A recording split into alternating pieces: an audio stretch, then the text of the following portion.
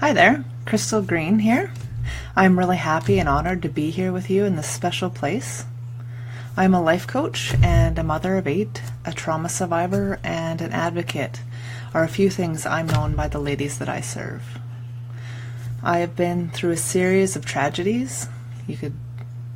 For me, they were my tragedies. They were divorce, parent alienation, poverty, childhood abuse, and ultimately a legacy of unworthiness. I even used to believe, like really deeply in my soul, believe that the behavior of others was an actual reflection of my worth and value. So, after enduring all of that and a lot more, I was pushed to the point of no return.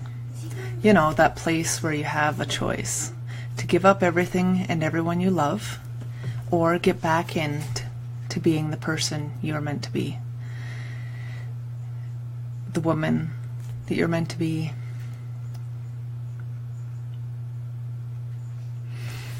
So I took that choice, I took that opportunity, and I stepped up.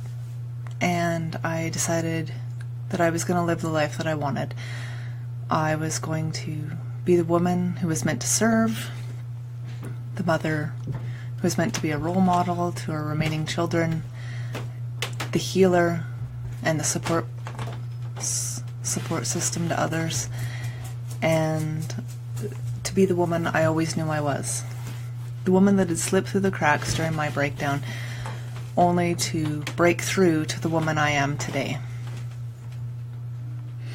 I have found that through creative expression, intuition building, energy healing, and a couple other techniques, I was able to build a resilience deep within myself. This resiliency let me know and has built within me just a knowing that I am worthy. My mission is now to teach this to others, to the women that are in the same shoes that I wore for so long. The shoes are ugly, they don't fit, and they leave scars. The woman that is at the point of no return, the woman I used to see in the mirror every single day. I am Crystal, I'm the woman who knows what you've been through. So, I can tell you a little story. It was about 10 years ago, a little over 10 years ago now. I'm in my apartment. I can barely breathe. I just feel so lost, and I feel scared, and I'm sweating, and this police officer looks at me, this woman, this giant woman, this square, unemotional woman looks at me, deadpan, dead right in the face, and says, "You don't have to live like this anymore." And I'm so confused. Like, what is she talking about? Is it the apartment? Is it like I don't have to live in fear anymore? What is she trying to tell me? And so I look at her, I'm like, pardon me? Like, I really don't even know what you're talking about, and she looks at me again. Just nothing breaks. Still same stony, silent kind of look in her eye, and she says, "You don't have to live like this." And she was talking about the relationship I was in. She was talking about the fact that I was repeating a pattern over and over and over again. And now it had got to that like breaking point, right? So obviously. And I just couldn't wrap my mind around the fact that I didn't have to live like this. This was all I'd ever known. This is all I'd ever created for myself. This is all I ever saw that I was capable of, was this life that I was living at the time. And I'd been to therapy. I had become a therapist myself. I have the training. And I just hadn't found a way to not live like this. Like, this was something I'd known all my life. I was, from the time I was a little kid. So to hear that, it was was quite confusing. Like, how do you change that? And so I just kind of nodded, because the woman was obviously, she meant what she was saying. I have no idea. Like, I know now what she meant, but at the time it was a lot of information to take in. My life had just been threatened. I believed I would be dead within the week. Like, okay, I don't have to live like that, but what does that mean? So, fast forward, I did more counseling for this and other things, but I was still making the same choices. The relationships, romantic and like friendships, and that they all continued on a same pattern, the same familiar, type of people and type of situations that I just became really familiar with, and this was all I knew. So I continued on making those choices, and then, fast forward, life goes on, life gets hairy, and I can't look at myself in the mirror. I went through a terrible time where I was basically alienated from my kids, and going through an investigation where I was being accused of some pretty horrible stuff. And all of a sudden, every label I had ever invested in, every label that made me a worthy person, being a good mother, being a good daughter, being, a loving parent, being a good person in the social work community, because that was my job, like I was really good at it. All of those labels were removed, and I was left with, who am I now? And I'm definitely, like, I didn't know who I was and who I was to be without being, that loving mom who cared and who would fight to the end of the earth for her kids, and being that good social worker in my community that fought and really stood up for the rights of the kids that she did. Now I was on the other side of the table, and I was being investigated, and my kids weren't speaking to me, and like the social workers went into the schools where my kids were surprised with a nice visit from the social workers, and I was just kind of in a place of, I don't know who I am now. I know that I'm meant for greatness, but right now I don't know how to live any other way. So, I couldn't look myself in the mirror. I felt uncomfortable looking into my own eyes, because I felt somehow that I had failed. And what do you do when you failed? Well, you have a couple choices. You can curl into a ball and rock back and forth, and I did that for a little while. And then after that, I kind of made some choices that I had to get back to who I was meant to be. I had to build within myself resiliency, and I needed to build within myself a knowledge and an understanding that I was enough, and that other people's behaviors were not a reflection of my worth. I was going to stop hustling for worthiness, as Brene Brown would say. So that's where I came to create the program and the service that I provide to other women now. I help them create a container through art. And so we go through and I create worthy women art. And I work with women to do the same, where we get out some paints or whatever medium they feel comfortable in, and we just start to create an outlet.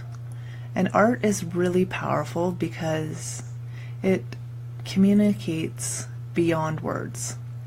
And the creative expression or art that I do with women has nothing to do with talent. It has to do with expressing yourself in a way that's unfamiliar maybe, but it's just so real. And it expresses what you cannot say with words sometimes. It expresses stuff that you don't even know is there. So really digging out what's underneath these feelings and what's in these experiences that you don't realize that you're feeling. So I did it myself, and then I thought I'd start taking others through this path to just finding out what's going on. Recently, if you are on my business page, you'll see that there's a heart. It's a collage of many different pieces of paper. And I got a text from a friend of mine, and she's like, "What are you doing?" And I respond, "I'm gluing my heart back together." And this is so easy. You just get a canvas and you paint it, and then you have a whole bunch of papers that serve you or don't serve you anymore, and you just start ripping and gluing and ripping and gluing until your heart looks to be complete. And then you look at all the pieces, and it's like, wow, what does this piece represent? And what is this piece? And you start just writing about the different pieces, the different tiny, ripped and jagged and pieces that are still there. They're still whole, but they are a representation of you in this new way. So that's just one activity. Another activity that's really great is a grief map. A map of where you are. Where are you at? Where was the tragedy? Where are you trying to get with this? Right? Really defining it for yourself and creating a map of where you want to take your feelings and you want to start moving them forward, or backwards or sideways or whatever your path is through your loss and through your grief, and really giving it a place and creating a safe space, a container again for your feelings and for your process and for the stuff that really it's hard to share. It's hard to be vulnerable, especially after we've been hurt. So I help women create containers for what they can't say and what they don't even sometimes know themselves. Part of what I do is I help women, I help my clients, I help my friends really ground themselves. And that can be, when you have a situation and you can't breathe and your heart's racing and tears are leaking out and you're trying to tell yourself, like, stop that, stop, you can't cry right here, this is not the appropriate time. And the more you try to control it, and I don't know, you're just trying to stop it and it's not working. And so you're trying to breathe it back in, and I just teach them some first aid tricks, like emotional first aid, where you start with a tapping. And I had a really close friend. We were at an event this weekend, and I looked over, and she was not okay. Like, she was not okay. So I just went over, and we just started tapping, just doing the EFT, the TFT, thought field therapy, emotional field therapy, tapping. And we just sat there and we tapped until she was able to bring it down and down and down so that she could cope. Because that's what all of us need, is a few strategies and a few first aid tips to get us back to calm. Okay?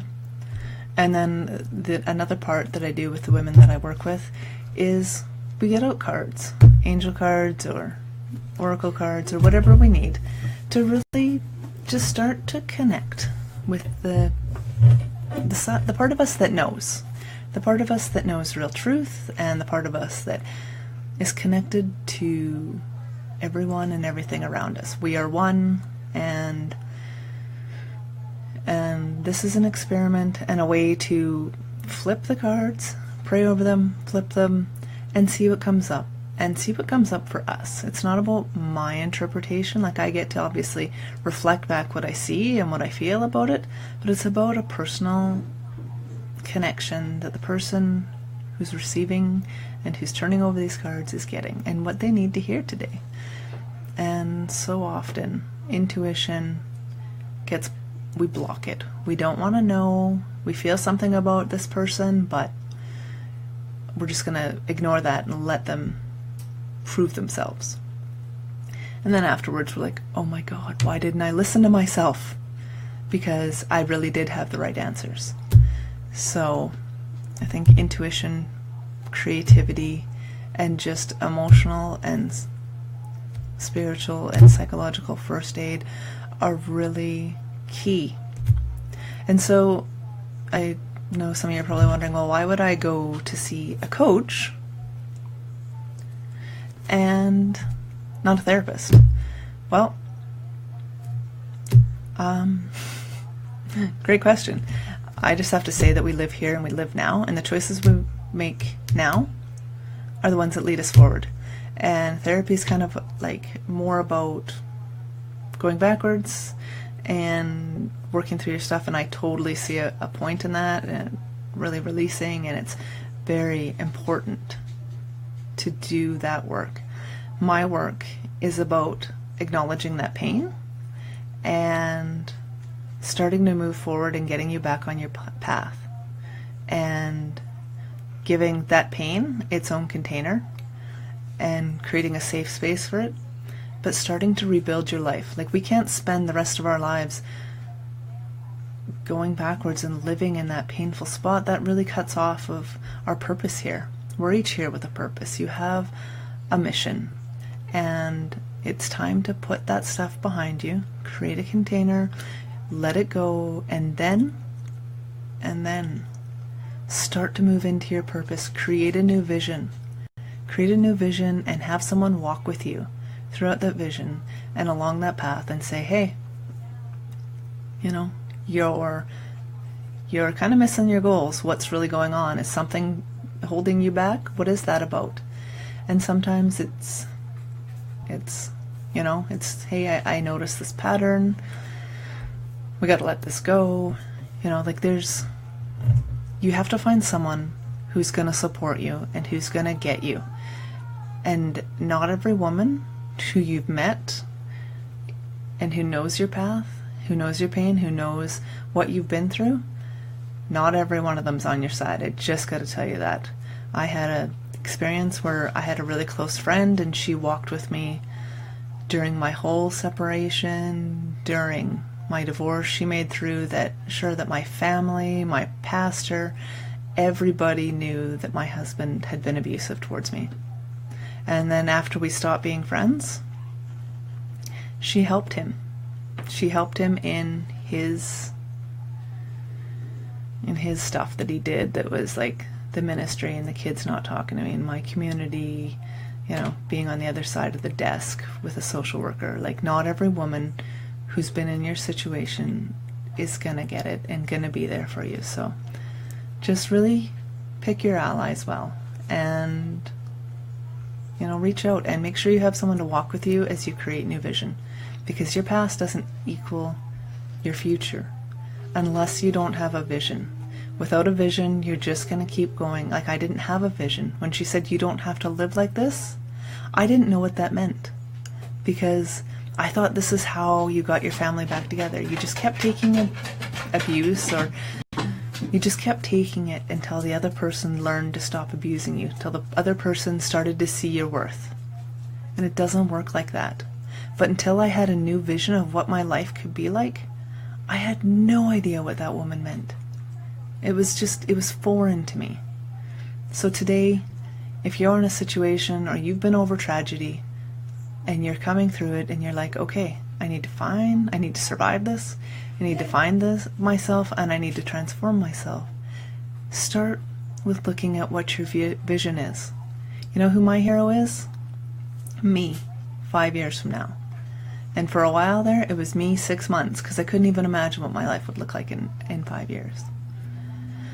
So today, if you're going through tragedy, or you've come through something, or even if it was 5 years ago and you're like, why is this still bugging me? Why am I holding myself back because of what happened?